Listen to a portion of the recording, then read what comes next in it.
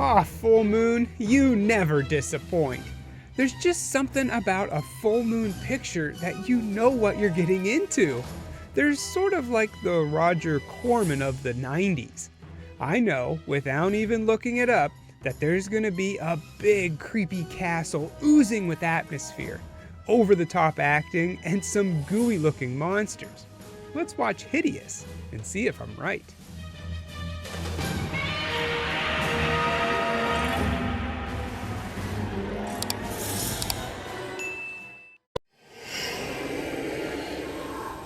The intro's actually pretty creepy. I'm not gonna lie, it sets the mood. After the credits, we see a sewage treatment plant where 3 guys are working. They clean out the trap and collect anything that might back it up. Obviously, this is a pretty gross job, but it does have its perks.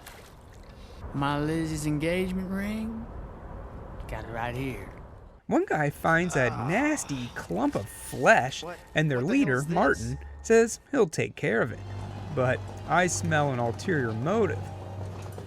It turns out that he knows someone that buys stuff like this. Deformed mutants that wash up at the plant. Belinda Yost is his buyer. Yes, and George. she seems to be pretty good at it. But who would want something like this? When I first looked into those 2 pairs of baby blues peeking out at me from that bottle of denatured alcohol, I thought of you. Miss Yost has a secretary, Elvina, who isn't the sharpest tool in the shed, barely able to do her job, but she seems nice enough.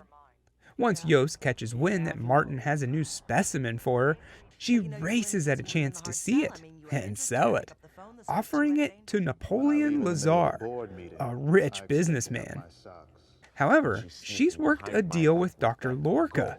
He's supposed to have first dibs at all of her specimens, and he's paid handsomely for that privilege. When Elvina calls him to basically rat out her boss, saying that Yost is gonna sell it to another client, well, he's ticked. Lazar meets with Yost, and she's got all the cards, saying that he's gonna pay her $650,000 for this one specimen. Furthermore, he's gonna sign paperwork promising to give her $250,000 every year for the next 10 years, for only one specimen a year. She seems pretty confident in her claim, and once he sees it, he instantly agrees to her terms.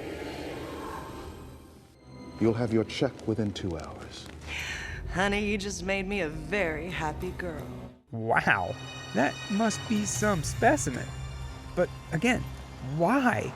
Why does he want this thing? Lazar drives away with his new prize, unaware that Dr. Lorca's watching him, waiting, hatching a scheme. How does he plan on stealing this thing?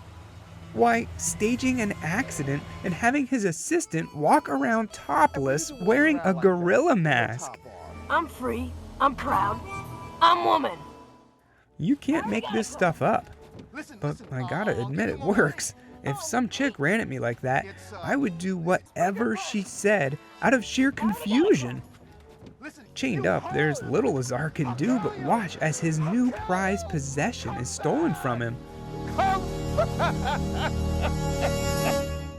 When they make it back to Lorca's castle, they add the new specimen to his collection, and he takes a look at it.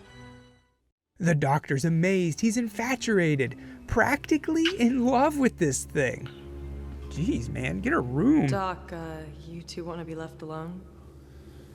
Yes. That night, while the doctor sleeps, his new creature comes to life. Not only that, it grows tentacles and gives life to the others. Meanwhile, the other group meets with Leonard Cantor, a private detective. He's probably my favorite character in this whole movie, except for, well, the twins. Once he's filled in with the whole story, he manages to trick Elvina into admitting she backstabbed Yost, telling Dr. Lorca about his new specimen and how he should have got it over Lazar. Hearing that, Yost fires her pretty quickly. They fight a bit, but In the end, they come up with a plan to get Lazar's baby back. It basically boils down to show up at his front door with Yost saying she has a new specimen for him. But the doctor's smart. He's got CCTV, and he knows they're up to something. Regardless, he decides to play their little game and let him in. Face to face, they come clean with their true intentions of being here. For Lazar to get his baby back.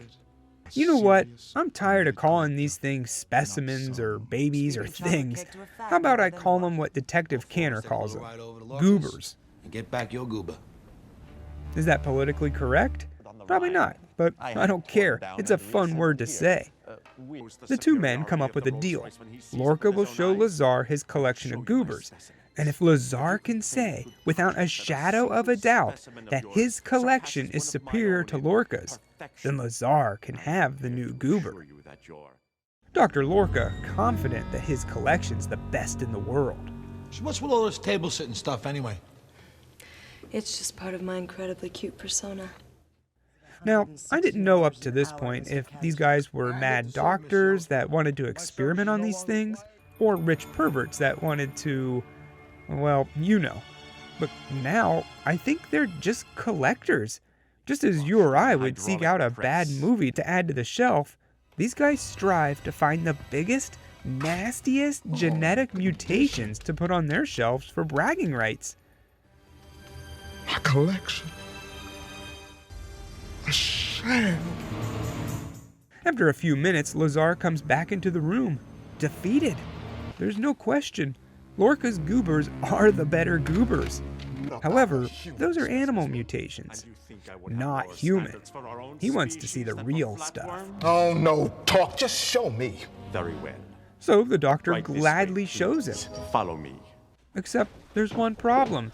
They've escaped. My babies, they're gone. We know that they came to life and are now running around the castle, but they don't know that. Lorca thinks that somehow Lazar stole them, so he puts the place in lockdown. No one gets in or out until his goobers return to him.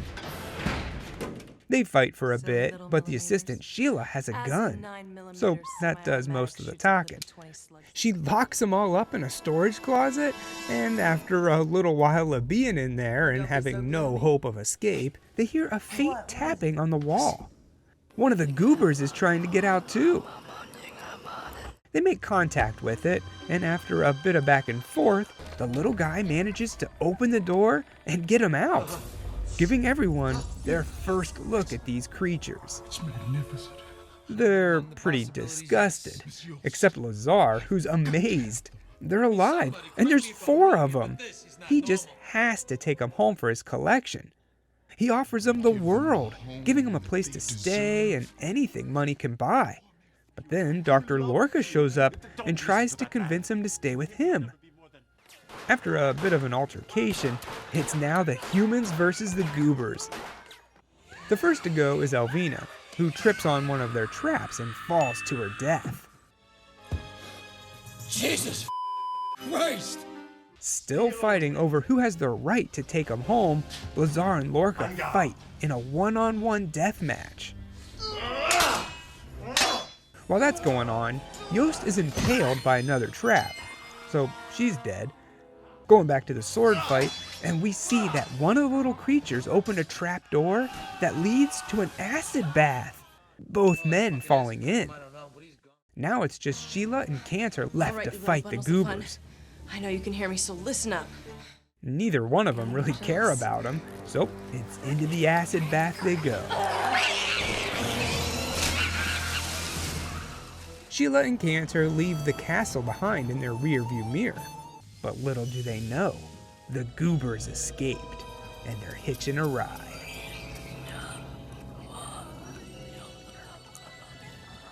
And that was Hideous.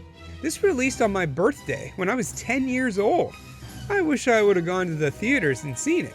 As a kid, I would have loved this. But seeing all the unnecessary nudity, I can understand why my parents didn't do that. But honestly, I really did like it. But there's definitely a so bad it's good quality to it. The Goobers could have used a bit more screen time, and the animatronics to help them look a little bit more lifelike would have been nice. I would have liked to have seen a few more characters fall for their traps as well. Who knows what they could have come up with? But as it sits, the climax is kind of boring. The cast is fine, they did an over-the-top performance that matched the rest of the movie. Everyone knew what they were making here, this wasn't gonna win any awards. I did like the uniqueness of the Goobers. They all looked cool and different. Watch this movie for what it is, a silly horror comedy. I give Hideous 2 tanks of Goobers out of 4. Sorry I don't have any tables for you to sit on in here. Just the usual bench seat. I'm adaptable.